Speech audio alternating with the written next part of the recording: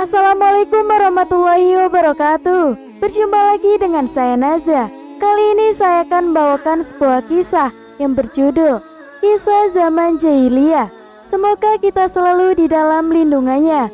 Jangan lupa untuk klik like, komen, subscribe, dan bunyikan loncengnya agar kalian tak ketinggalan kisah menarik lainnya. Tanpa berlama-lama lagi, langsung saja kita ke kisahnya. Ciri umum yang selalu disebut-sebut pada masyarakat Arab, suku Quraisy, ketika Nabi Muhammad SAW mulai diutus memperkenalkan ajaran Islam adalah jahiliyah. Kata jahiliyah artinya adalah bodoh. Nabi Muhammad SAW diutus di tengah-tengah masyarakat itu oleh karena kebutuhannya, bukan disebut nakal, akan tetapi adalah zaman bodoh. Bodoh lawan katanya adalah pintar, cerdik, ataupun cerdas. Disebut bodoh oleh karena tidak mampu menggunakan akal ataupun pikirannya. Diajari tidak menyambung, diberi sesuatu menolak, diberi nasihat tak mau mendengarkan. Sesuatu yang penting dianggap tidak ada gunanya. Dan begitu pula sebaliknya, sesuatu yang tak ada gunanya ia anggap penting. Oleh karena kebutuhannya itu, patung buatannya sendiri ia anggap sebagai Tuhannya. Anak perempuan sebagai penerus keturunannya ia anggap rendah, tak ada gunanya, dan bahkan malah mendatangkan rasa malu. Wanita termasuk ibunya sendiri dianggap sekedar sebagai harta dan boleh diwariskan. Maka harga dan martabat manusia ia tidak hargai. Selain itu, oleh karena kebutuhannya pula, manusia dirampas kehormatannya, ia jadikan budak dan juga diperjualbelikan. Seseorang tatkala dijadikan budak, maka diperlakukan apapun sesuai dengan kemauannya. Ketika itu ada jual beli manusia, bahkan juga terdapat pasar manusia. Antar kabilah atau suku saling bersaing, perang, dan juga beradu kekuatan. Siapa yang kuat, merekalah pemenangnya. Kehidupan manusia pada zaman jahiliyah tidak ubahnya kehidupan binatang. Beradu kekuatan dianggap adalah hal yang paling biasa. Itulah sebabnya masyarakat Arab, suku Quraisy, ketika itu disebut sebagai masyarakat bodoh atau masyarakat jahiliyah. Berbeda dengan zaman jahiliyah, masyarakat sekarang ini menamakan dirinya modern, beradab, menghargai harkat, dan juga menghargai martabat manusia. Kebodohan dianggap sudah hilang atau masa lalu. Antar manusia sudah saling memahami, menghormati, menjalin kasih sayang, dan saling bertolong-menolong. Siapa saja yang mengganggu kehormatan seseorang, maka dia di atas dasar hukum yang berlaku. Pada masyarakat modern, setelah berhasil mengembangkan ilmu pengetahuan dan teknologi, maka antar negara juga ternyata saling berlomba-lomba dalam kekuatan, baik lewat ekonomi, politik, dan bahkan alat persenjataan. Alat-alat modern yang berfungsi untuk menghancurkan kekuatan musuh ternyata semakin lama semakin dahsyat. Jika peperangan pada zaman jahiliyah Arab hanya menggunakan panah tombak, maka sekarang ini negara-negara maju menggunakan peralatan yang canggih berupa bom ataupun nuklir yang memiliki daya pemusnah. Hanya dalam beberapa hitungan detik, sebuah kota besar bisa dibikin hancur tidak tersisa. Jika pada masa jahiliyah manusia diperdagangkan, harkat dan martabat wanita tidak dihargai, maka pada zaman modern ini masing-masing kita bisa melihatnya sendiri. Perempuan dijual belikan bagaikan barang ataupun bahkan binatang untuk memuaskan nafsu yang tidak terkendali. Jual beli perempuan juga diiklankan bagaikan memasarkan barang maupun dagangan yang lainnya. Lebih dahsyatnya lagi, binatang tatkala mengembangkan keturunannya tidak melakukan kesalahan. Binatang berjenis kelamin jantan melakukan seks dengan binatang betina. Seks di kalangan binatang tidak ada yang antar sejenis, tetapi justru manusia ada yang melakukan hal itu. Homoseks dijadikan perbincangan untuk menjadi legal. Demikian pula obat-obatan terlarang banyak yang memperjualbelikan. Belum lagi kejahatan itu berupa korupsi, manipulasi, kong kali kong, bahkan juga pembunuhan dilakukan untuk mendapatkan keuntungan atau hanya keselamatan dirinya. Dalam buku kelengkapan Tarikh Nabi Muhammad oleh Munawar Khalil, istilah jahiliyah menurut kampus bahasa Arab adalah kebodohan. Mereka yang dimaksud dengan bangsa jahiliyah adalah golongan penyembah patung atau berhala di wilayah Arab sebelum Islam datang kepada mereka. Dijelaskan juga dalam buku tersebut, berdasarkan ensiklopedia bahasa Arab, maksud dari kata jahiliyah adalah keadaan manusia sebelum dibangkitkannya Nabi Muhammad SAW atau golongan manusia yang hidup sebelum Nabi Muhammad datang. Mereka juga sudah tidak mengikuti pimpinan Nabi Allah yang pernah datang kepada mereka. Jahiliyah adalah bangsa yang berada dalam kebodohan. Namun, yang dimaksud oleh kaum Islam bukanlah sebuah kebodohan dalam arti tidak mempunyai pengetahuan, kepandaian, kecerdasan berpikir, ataupun kecakapan kerja. Maksudnya adalah kebodohan yang kaitannya dengan keimanan terhadap Allah, juga kebodohan dan sifat dungu atas peraturan Allah Subhanahu wa Ta'ala dan hukumnya di alam semesta ini. Istilah jahiliyah juga disebutkan dalam Al-Quran, salah satunya dalam Al-Ahzab ayat 33, dan hendaklah kamu tetap di rumahmu dan janganlah kamu berhias diri dan bertingkah laku seperti orang-orang jahiliyah yang dahulu, dan dirikanlah sholat, tunaikanlah zakat, dan taatilah Allah dan Rasul-Nya. Sesungguhnya Allah Subhanahu wa Ta'ala bermaksud hendak menghilangkan dosa dari kamu, hai Ahlul Bait, dan membersihkan kamu dengan sebersih-bersihnya. Sebelum datangnya Nabi Muhammad SAW, bangsa Arab sudah membangun sistem politik, pengetahuan, pemerintahan, dan kebudayaan yang baik. Adapun istilah bangsa jahiliyah sebelum datangnya Nabi Muhammad disebutkan identik dengan sifat manusia yang sangat tidak manusiawi, karena pada zaman jahiliyah terkenal dengan kekejaman, peperangan, minum-minuman, foya-foya, dan juga merendahkan derajat wanita. Salah seorang sahabat Nabi yang bernama Uzaifah pernah bertanya kepada Rasulullah, "Wahai Rasulullah, kita pernah merasakan hidup di zaman jahiliyah yang penuh dengan keburukan. Kemudian Allah mengganti masa ini dengan kebaikan datangnya Islam. Apakah setelah ini akan datang kembali keburukan-keburukan itu?" Kemudian Rasulullah pun menjawab, "Ya, masa itu akan datang kembali lagi." Sehingga secara sosiologis, menurut Profesor Suyuti Pulungan dalam bukunya Sejarah Peradaban Islam, masyarakat Arab jahiliyah juga bisa diartikan sebagai masyarakat yang tidak harmonis.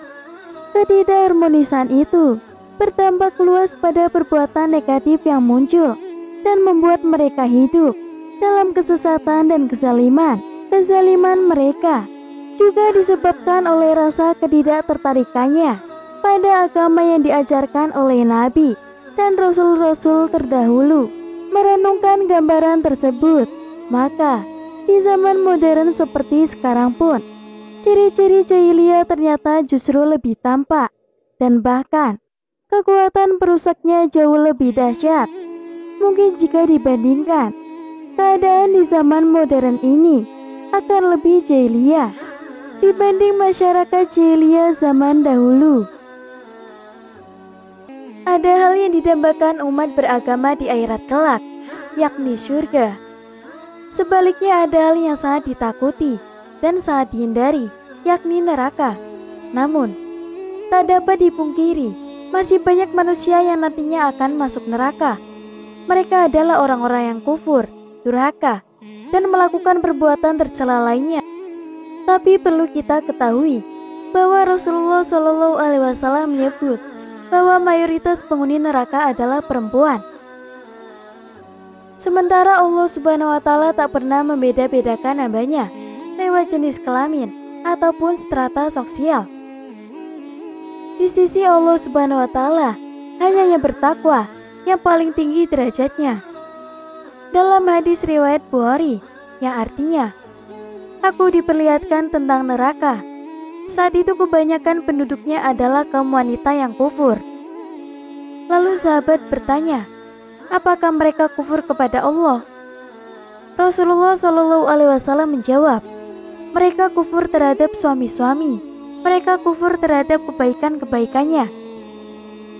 Jika engkau berbuat baik kepada salah seorang di antara mereka selama kurun waktu yang panjang, kemudian dia melihat sesuatu pada dirimu yang tidak dia sukai, niscaya dia akan berkata, aku tidak pernah melihat sedikit pun kebaikan pada dirimu. Sayyidina Ali radhiyallahu anhu meriwayatkan, aku bersama dengan Fatimah berkunjung ke rumah Rasulullah SAW.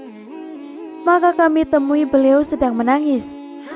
Kami bertanya kepada beliau, apakah yang menyebabkan engkau menangis, wahai Rasulullah? Beliau menjawab, pada malam aku di perjalanan ke langit, aku melihat orang-orang yang sedang mengalami penyiksaan. Maka, apabila aku teringat keadaan mereka, aku sangat menangis. Lalu Sayyidina Ali bertanya lagi, wahai Rasulullah, apakah yang engkau lihat? Beliau bersabda, bahwa beliau melihat wanita yang digantung, dengan rambutnya dan otaknya kepalanya mendidih. Dan beliau melihat wanita yang digantung dengan lidahnya, serta tangannya dicopot dari punggungnya. Lalu aspal mendidih dari neraka dituangkan ke kerongkongannya.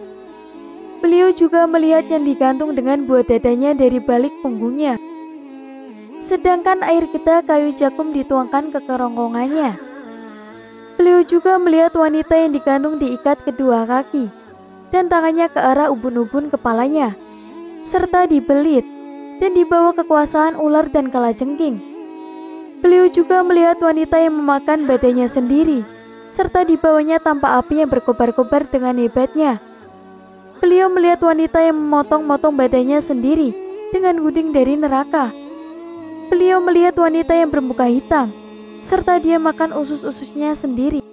Lalu beliau melihat wanita yang tuli, buta, dan bisu di dalam peti neraka, sedangkan darahnya mengalir dari lubang-lubang badannya, yakni hidung, telinga, dan mulut, dan badannya membusuk akibat penyakit kulit dan lepra. Beliau melihat wanita yang berkepala seperti kepala babi dan berbadan himar atau keledai yang mendapat berjuta macam siksaan. Beliau melihat wanita yang berbentuk anjing, sedangkan beberapa ular dan kalajengking masuk melalui duburnya atau mulutnya dan keluar melalui duburnya. Sedangkan malaikat sama-sama memukuli kepalanya dengan palu dari neraka. Lalu berdirilah Fatimah seraya berkata, wahai ayahku, penyejuk mata kesayanganku, ceritakanlah kepadaku, apakah amal perbuatan wanita-wanita itu? Rasulullah SAW bersabda, hai Fatimah, adapun tentang hal itu, wanita yang digantung dengan rambutnya itu, karena tidak menjaga rambutnya dari kalangan laki-laki, maksudnya tidak memakai jilbab. Lalu wanita yang digantung dengan lidahnya, karena dia menyakiti hati suaminya dengan kata-katanya. Kemudian Rasulullah SAW bersabda, tidak seorang wanita pun yang menyakiti hati suaminya melalui kata-kata, kecuali Allah Subhanahu wa Ta'ala akan membuat mulutnya kelak di hari kiamat selebar 73 dirah, sekitar 3000 cm, kemudian akan mengikatnya di belakang lehernya. Adapun wanita yang digandung dengan buah dadanya, karena dia menyusui anak orang lain tanpa seizin suaminya. Adapun wanita yang diikat dengan kaki dan tangannya, karena dia keluar rumah tanpa seizin suami dan tidak mandi wajib dari haid dan dari nifas. Adapun wanita yang memakan badannya sendiri, karena dia bersolek untuk dilihat laki-laki lain, serta suka membicarakan aib orang lain. Lalu wanita-wanita yang memotong-motong badannya sendiri dengan gunting dari neraka, dia suka menonjolkan diri, ingin terkenal di kalangan orang banyak, dengan maksud supaya mereka itu melihat perhiasannya, dan setiap orang yang melihatnya akan jatuh cinta padanya karena melihat perhiasannya itu. Adapun wanita yang diikat dengan kedua kaki dan tangannya sampai ke ubun-ubunnya dan dibeli oleh ular dan kalajengking, karena dia mampu untuk mengerjakan sholat dan puasa, sedangkan dia tidak mau berwudu dan tidak sholat dan tidak mau mandi wajib. Adapun wanita yang kepalanya seperti kepala babi dan badannya seperti keledai, itu karena dia suka mengadu domba serta berdusta.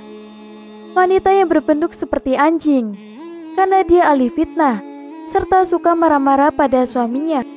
Dalam sebuah hadis, Rasulullah SAW bersabda, 4 jenis wanita yang berada di surga dan 4 jenis wanita yang berada di neraka. Dan beliau menyebutnya, di antara 4 jenis perempuan yang berada di surga adalah yang pertama, perempuan yang menjaga diri dari berbuat haram, lagi berbakti kepada Allah dan suaminya. Yang kedua, perempuan yang banyak keturunannya, lagi penyabar, serta menerima dengan senang hati dengan keadaan yang serba kekurangan di dalam kehidupan bersama suaminya. Yang ketiga, perempuan yang bersifat pemalu, dan jika suaminya pergi, maka ia menjaga dirinya dan harta suaminya. Dan jika suaminya datang, ia mengekang mulutnya dari perkataan yang tidak layak kepadanya.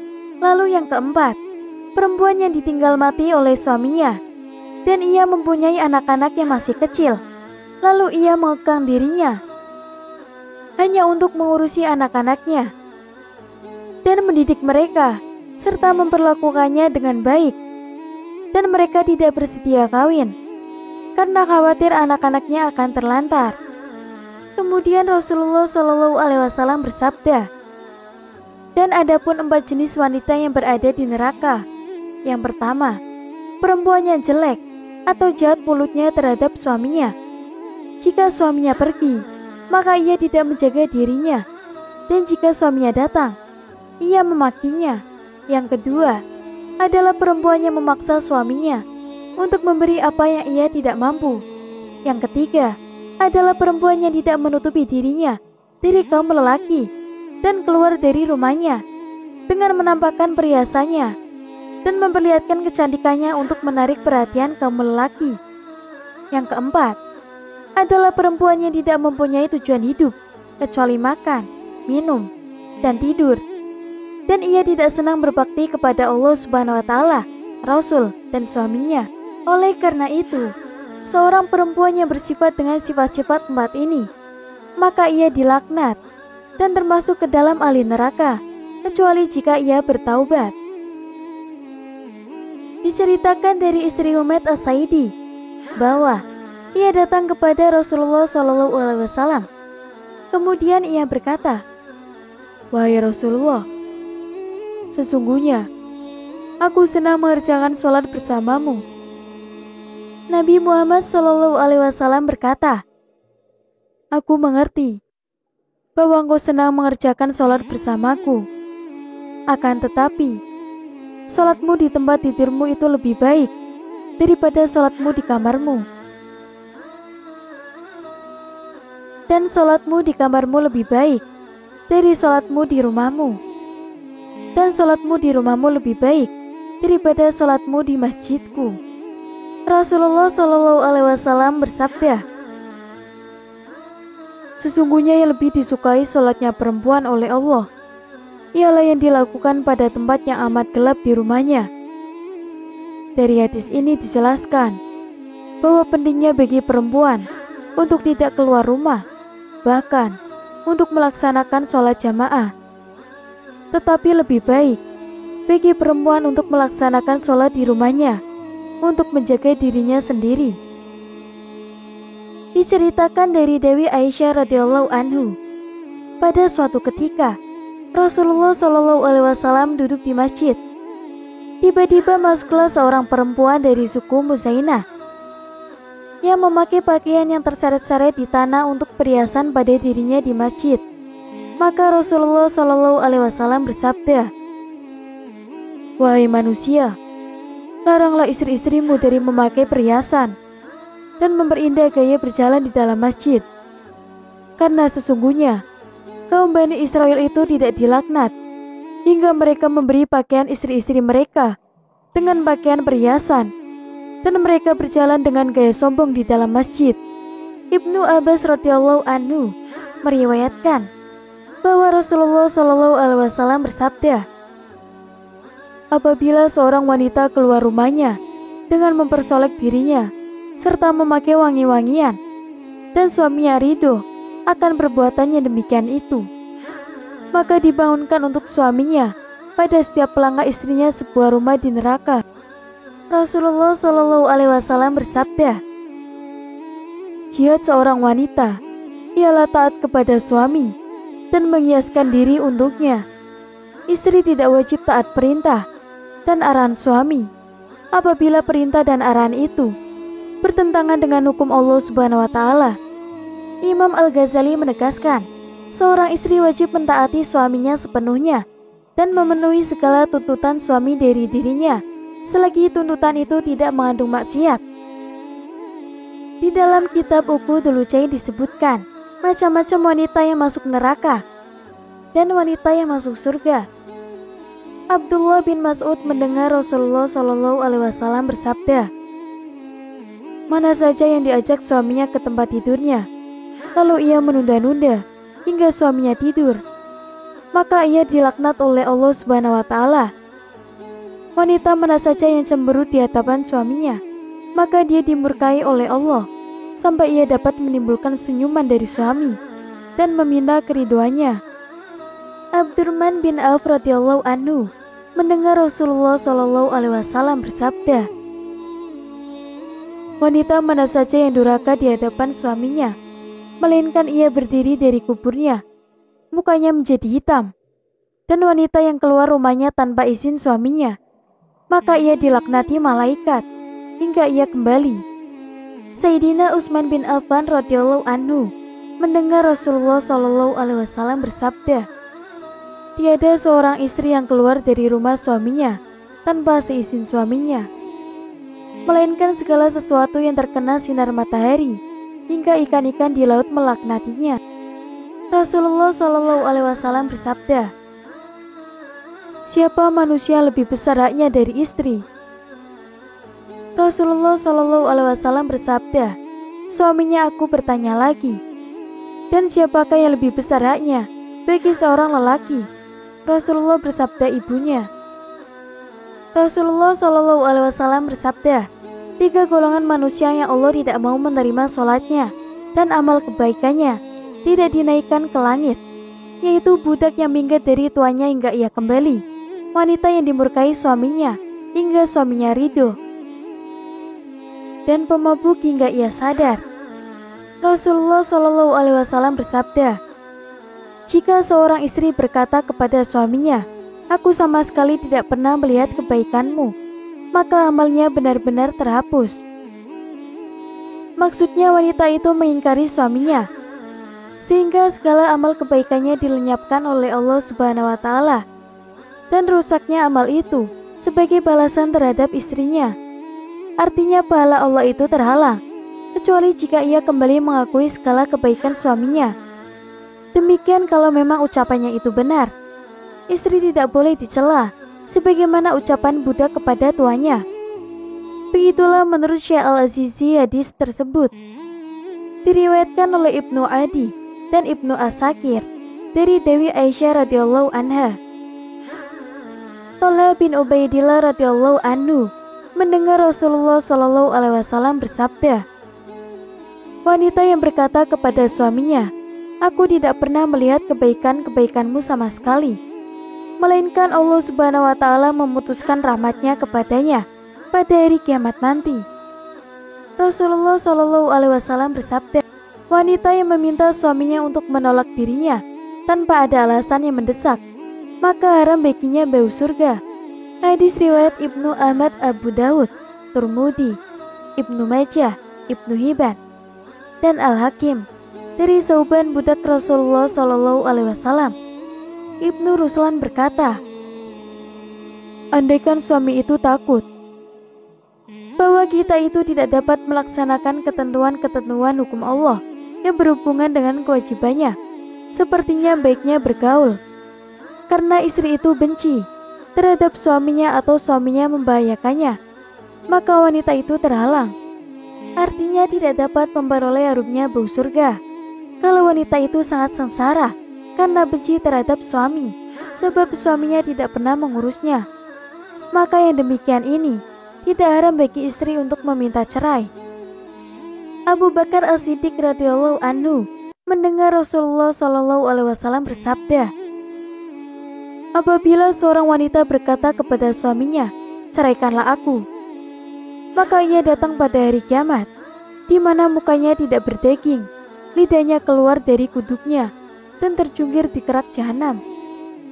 Sekalipun siangnya dia berpuasa, dan malam harinya bangun sholat selamanya. Rasulullah Shallallahu Alaihi Wasallam bersabda, sesungguhnya Allah tidak mau memandang wanita yang tidak mau bersyukur kepada suaminya. Rasulullah Shallallahu Alaihi Wasallam juga bersabda, Allah tidak mau memandang wanita yang tidak mau bersyukur kepada suaminya, sedangkan dia tidak dapat mencukupi suaminya. Andai kata seorang wanita itu mempunyai harta kekayaan seperti kerajaan Nabi Sulaiman bin Daud alaihissalam, dan suaminya memakan harta itu, lalu ia bertanya kepada suaminya, di mana hartaku? Allah pasti melebur amal wanita itu 40 tahun.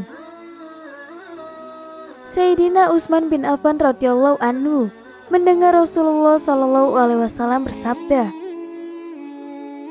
andai kata wanita itu memiliki dunia seisinya dan membelanjakan semua hartanya untuk suaminya, kemudian ia mengungkit-ungkit suaminya sesudah waktu yang cukup lama, maka Allah Subhanahu wa Ta'ala meleburkan amalnya dan ia dihalau bersama korun. Rasulullah Shallallahu Alaihi Wasallam bersabda, perkara yang pertama kali ditanyakan kepada wanita pada hari kiamat nanti adalah sholat dan suaminya.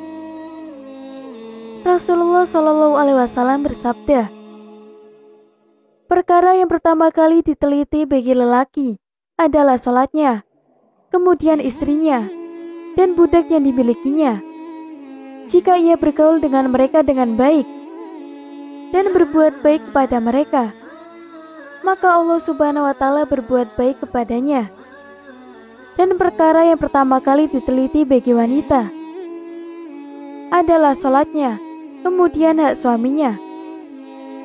Rasulullah Shallallahu Alaihi Wasallam bersabda, bagaimana kedudukanmu terhadap suamimu? Jawabannya, saya tidak mempersempit dan tidak sembrono dalam berhikmah kepadanya, kecuali jika saya tidak mampu melakukannya.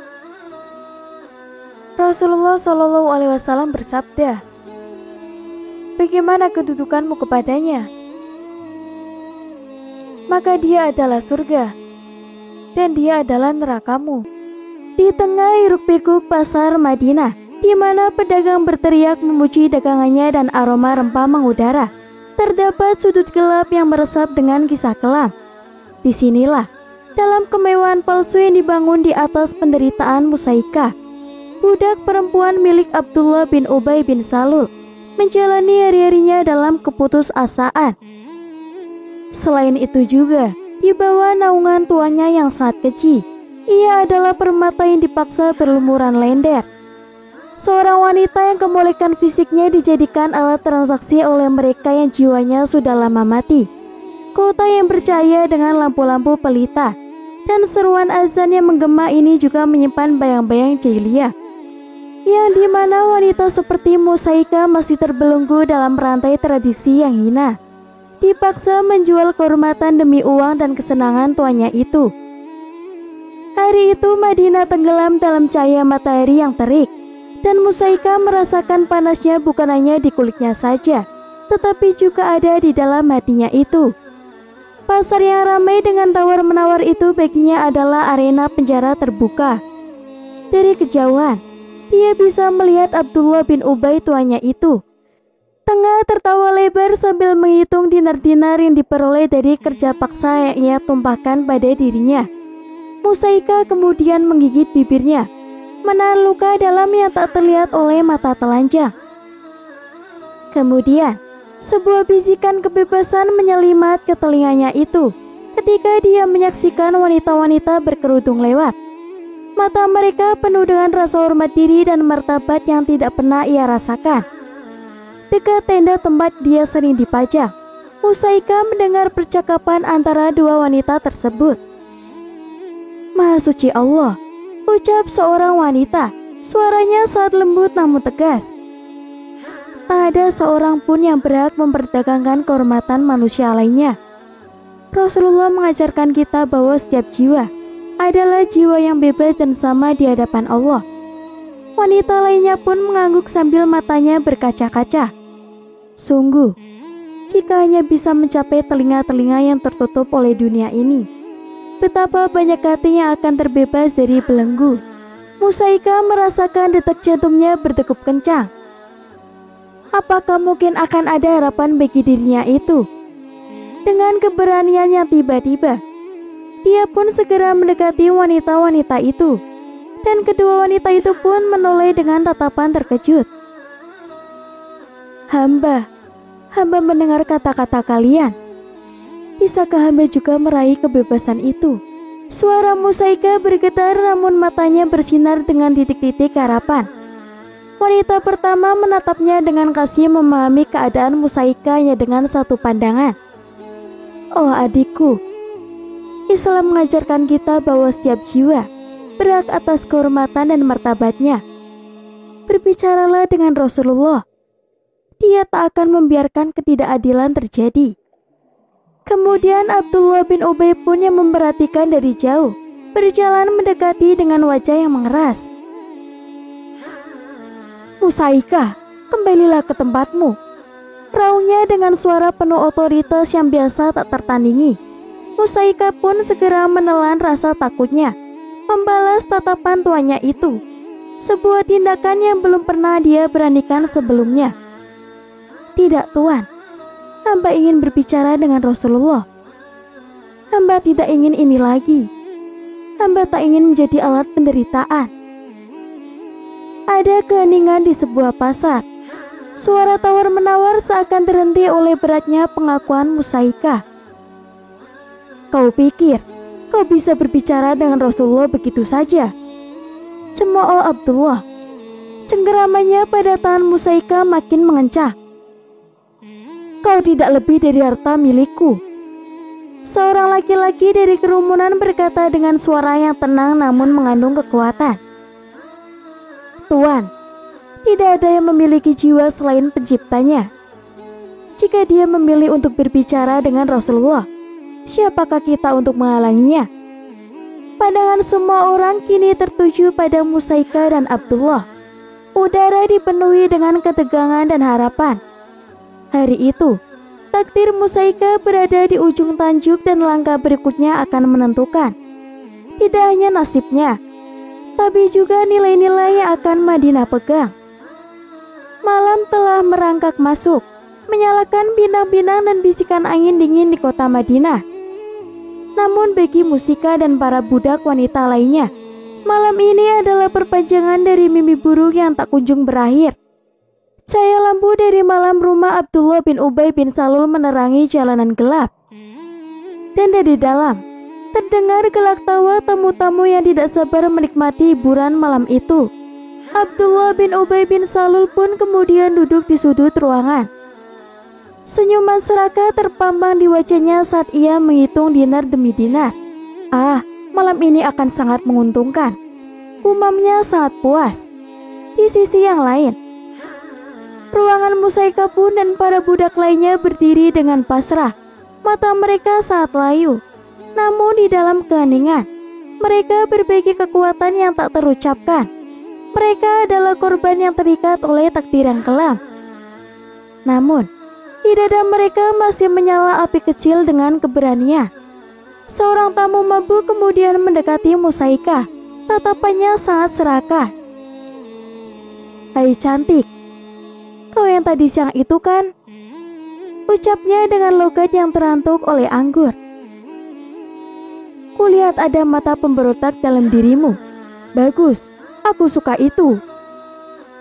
Dan aku sangat ingin menikmati pemberontakanmu yang memuaskan." Musaika pun mundur selangkah, mengumpulkan seluruh keberaniannya itu. "Aku bukan mainan. Aku ini adalah manusia," katanya dengan tegas. Namun suaranya nyaris tidak lebih dari bisikan. Kemudian tamu itu pun tertawa dengan keras. "Semua di sini adalah milik Abdullah. Kalian semua mainan di tangan kami, karena kami sudah membayar." Abdullah kemudian mendekat, menampar Musaika dengan sangat kejam. "Beraninya kau, tak ada yang berubah, hanya karena kau mengemis kepada siapapun.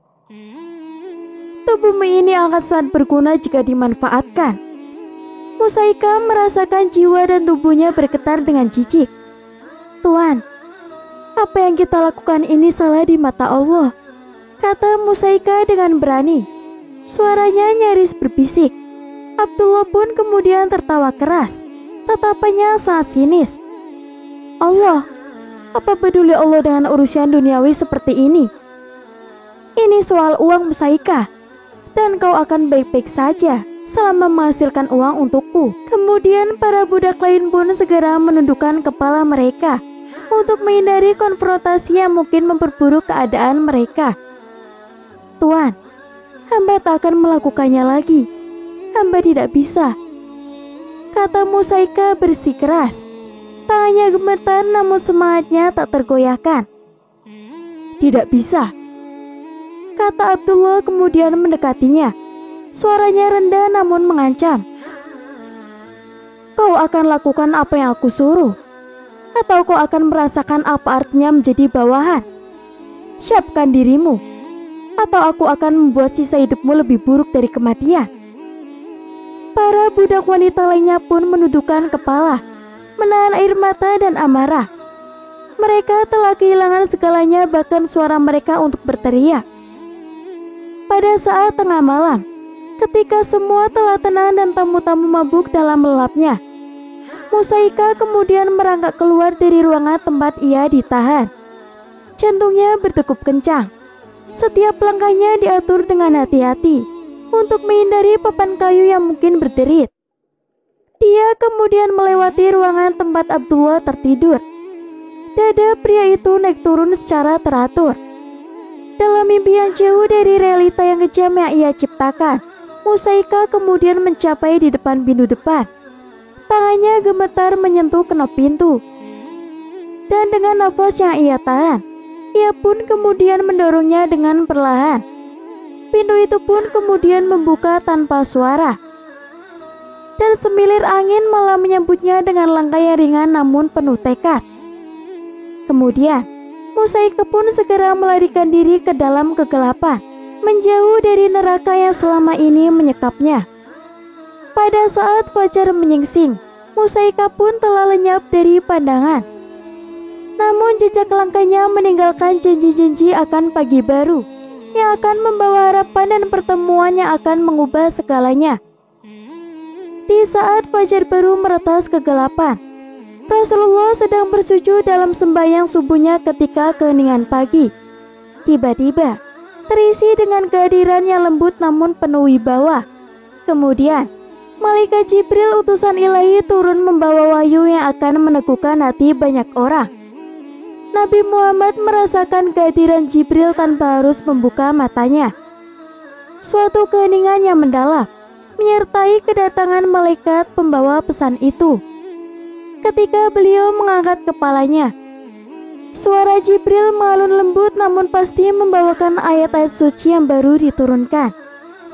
Wahai Nabi, apabila datang kepadamu para mukminah untuk berbaiat kepadamu, bahwa mereka tak akan menyekutukan Allah dengan sesuatu pun. Mereka tidak mencuri, mereka tidak berzina, mereka tidak membunuh anak-anak, mereka tidak melakukan kebohongan yang mereka rekayasa sendiri, dan mereka tidak memaksiatimu dalam kebaikan. Maka, terimalah baiat mereka, dan mohonkan ampunan dari Allah untuk mereka. Sesungguhnya Allah itu Maha Pengampun, lagi Maha Penyayang.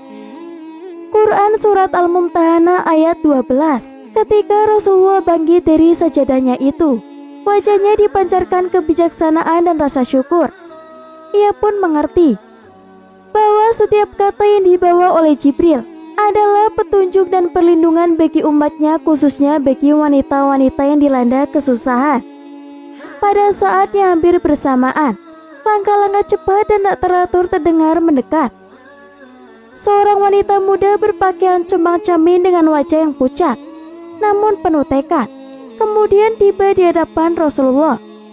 Itu adalah Musaikah yang telah melarikan diri dari cengkeraman Abdullah bin Ubay. Nafasnya terengah-engah dan matanya memandang Rasulullah dengan campuran takut dan harapan. Rasulullah pun segera menyambutnya dengan sabar dan empati. Musaikah, Allah telah mendengar doamu, ujar sang beliau, kemudian mengulurkan tangan dengan penuh kasih sayang. Musaikah dengan kaki yang gemetar dan air mata diambang kelopak mata, kemudian meraih tangan yang ditawarkan itu. Ya Rasulullah, aku datang memohon perlindungan dan memohon untuk berbaiat atas nama kehormatan serta keimanan yang baru kudapatkan. Rasulullah dengan lembut namun dengan kekuatan yang menyembuhkan. Kemudian beliau menegakkan Musaikah. Engkau berada di bawah lindungan Allah dan Rasul-Nya. Sekarang Islam telah menghapus kejahatan yang ingin merebut kehormatanmu. Beristirahatlah dan ketahuilah bahwa engkau sekarang bebas dan terhormat di mata Allah dan di mata semua mukmin. Musaikah yang kini merasakan berat beban dunia terangkat dari pundaknya, bersujud dalam rasa syukur yang tak terkira.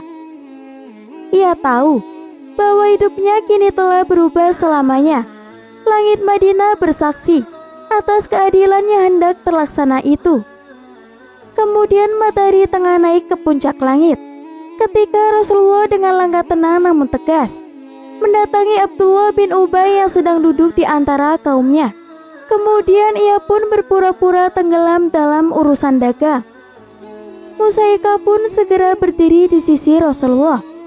Mata yang semula meredup karena ketakutan kini berbinar dengan semangat yang baru. Abdullah bin Ubay yang mendengar kedatangan mereka segera mengubah raut mukanya menjadi sebuah topeng kepura-puraan. Ya Abdullah, engkau tahu mengapa kami di sini? Ucap Rasulullah dengan suara yang tenang, namun mengandung otoritas yang tidak bisa ditolak. Abdullah bin Ubay memandang dengan tatapan mencemooh. Ya Muhammad, kau datang membawa wanita ini kembali. Biarlah dia menghasilkan kekayaan dengan keindahan yang dianugerahkan kepadanya itu. Rasulullah pun tidak bergeming. Wajahnya tetap tenang seakan tidak terpengaruh ejekan tersebut. Wahai Abdullah, beliau berkata dengan wajah penuh kebijaksanaan, dengarkanlah firman Allah yang telah diturunkan untuk mereka yang dalam keadaan seperti Musaikah. Janganlah kamu paksa hamba saya perempuanmu untuk melakukan pelacuran jika mereka semua tidak menginginkan kesucian, karena kamu hendak mencari keuntungan kehidupan duniawi. Siapa yang memaksa mereka? Maka sesungguhnya Allah Maha Pengampun, lagi Maha Penyayang, dan sungguh kami benar-benar telah menurunkan kepada kamu ayat-ayat yang memberi penjelasan contoh-contoh dari orang-orang yang terdahulu sebelum kamu, dan juga pelajaran bagi orang-orang yang bertakwa. Quran Surat An-Nur ayat 33 hingga 34. Kemudian Rasulullah pun menatap Abdullah bin Ubay langsung ke matanya. dan di dalamnya Abdullah bisa melihat cerminan dari kebusukan hatinya sendiri. Namun dengan kebohongan yang terpelihara, Abdullah bin Ubay pun hanya tertawa saja. "Muhammad, kau mungkin memikat hati para pengikutmu dengan kata-kata yang manis, tetapi aku adalah pemiliknya, dan dia akan mengikuti perintahku," ujarnya dengan nada yang sangat merendahkan. Tetapi Rasulullah tidak terpancing. "Tidak Abdullah, kau tidak memiliki kuasa atasnya lagi. Musaika kini bebas, dan tak ada lagi pemaksaan atas dirinya atau perempuan manapun untuk mengikuti kehendak rendah semacam itu. Islam telah bebaskan mereka dari belenggu seperti yang kau pasang sekitar mereka." Beberapa penduduk Madinah yang menyaksikan pertemuan ini kini mulai berbisik-bisik dalam hati kecil mereka. Kebenaran yang dibawa oleh Rasulullah kini mulai menyentuh di dalam hati mereka, melunakkan hati yang sangat keras, dan menyulut api keadilan di jiwa yang telah lama dibekap ketakutan. Abdullah bin Ubay melihat perubahan dalam tatapan orang-orang sekitarnya. Menderetakkan gigi di dalam frustasinya itu, kekuatan yang biasa dia miliki untuk memanipulasi dan menaklukkan, kini terkikis oleh kekuatan yang jauh lebih besar. Kekuatan wahyu Allah yang tak pernah terbantahkan dengan konfrontasi ini. Selain itu, Madinah menyaksikan lagi bagaimana kebenaran ilahi menang atas kemunafikan manusia. Dan Musaika, wanita yang hampir terlupakan oleh masyarakatnya itu, kemudian menjadi lamban dari keadilan dan kasih sayang. Tahun-tahun bergulir, layaknya butiran pasir di padang pasir yang luas membawa kisah-kisah dari masalah sementara, mengukirkan kisah-kisah baru di batu-batu zaman. Abdullah bin Ubay yang dulu berdiri tegak menantang ajaran Rasulullah dengan hati yang penuh dengan munafik, kini ia terbaring dengan lemah tak berdaya. Nyawa bergantung pada hembusan nafas yang terputus-putus. Rumahnya yang biasanya ramai dengan rencana dan konspirasi, kini hanya diisi bisikan doa dan rintingan sakaratul maut. Anaknya Abdullah yang tengah berdiri di sampingnya dengan mata yang berlinang air mata itu, seorang anak yang soleh terbebani oleh nama ayah yang telah menorehkan secara hitam dalam lembaran kehidupan Madinah dengan langkah-langkah yang sangat berat. Anaknya berangkat mencari Rasulullah membawa harapan terakhir. Kemudian Rasulullah datang ke rumah Abdullah bin Ubay, membawakan jubah yang telah menyentuh kulit dan jiwa-jiwa banyak mukmin. "Ya Muhammad," kata Abdullah bin Ubay dengan suara yang serak, "aku merasakan ajalku tiba. Ingin sekali aku memakai jubah yang biasa engkau pakai." Di sisi Rasulullah, Umar bin Khattab pun memerah. Kemarahan dan rasa keadilan di hatinya menolak untuk memberikan kehormatan kepada orang yang pernah menjadi duri dalam umat. Namun, Rasulullah menenangkan Umar dengan isyarat tangan yang lembut, seraya menyerahkan jubahnya kepada Abdullah bin Ubay.